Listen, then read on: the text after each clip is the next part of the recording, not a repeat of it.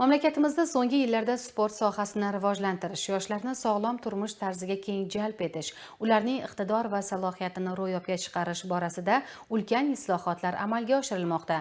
Buxoro shahrida barcha zamonaviy talablarga javob beradigan sport kurashlari markazi barpo etilib, foydalanishga topshirilishi bu boradagi ishlarning mantiqiy davomidir. Dastlab shu haqda. Mazkur sport inshootining foydalanishga topshirilishi hududda sportni rivojlantirish, ayniqsa kurash sport turini yanada ommalashtirish hamda yosh sportchilar uchun munosib sharoitlar yaratish yo'lida muhim qadam bo'ldi. Tadbirda keng jamoatchilik vakillari, sport faxriylari, yosh sportchilar va murabbiylar, shuningdek, quruvchi muhandislar ishtirok etdi. Marosim davomida viloyat hokimi so'zga chiqib, mamlakatimizda sport kurashlari yo'nalishida amalga oshirilayotgan keng ko'lamli islohotlar, yaratilayotgan sharoitlar hamda sportchilarimizning xalqaro va milliy musobaqalarda qo'lga kiritayotgan yutuqlari haqida so'z yuritdi. Ta'kidlanganidek, sport sohasida olib borilayotgan izchil siyosat yosh avlodni jismonan sog'lom, ma'naviy yetuk etib tarbiyalash, ularni sportga keng jalb etish hamda professional sportchilar safini kengaytirishga xizmat qilmoqda. Shuningdek, sportni rivojlantirish, yoshlar o'rtasida sog'lom turmush tarzini keng targ'ib etish, sport infratuzilmasini yanada kengaytirish hamda yangi barpo etilayotgan sport maskanlaridan samarali foydalanish bugungi kunning muhim vazifalaridan biri ekani qayd etildi. Davlatimiz rahbarining g'amxo'rliklari, O'zbekiston Respublikasi Sport kurashlari federatsiyasi rahbarining e'tiborlari sababli yurtimizda, xususan Buxoro viloyatida ham ushbu sport turiga juda ham katta e'tibor berilyapti. Moddiy texnik bazani mustahkamlash, sportchilarga qulay sharoitlarni yaratish eng ustuvor vazifalar etib belgilangan. Inshootimizda bir vaqtning o'zida 200 nafardan ortiq sportchilarimiz bemalol shug'ullanib, mahoratlarini oshirish imkoniyatlariga ega.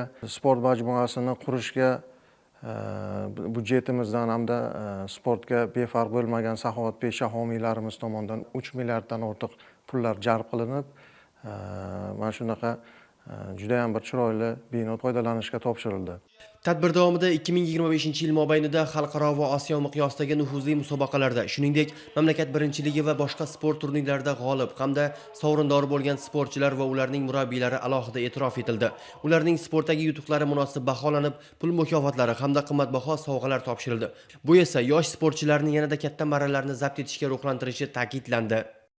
Muhtaram Prezidentimizning sportga berilayotgan e'tiborlari natijasida Buxoro viloyatida ham sport infratuzilmasi yildan yilga rivojlanib bormoqda. Mana bugungi sport zalini ochilishi, bu sport kurashlari markazining ochilishi viloyat hokimimizning tashabbuslari bilan viloyat prokuraturasi nazorati ostida tashkil etildi.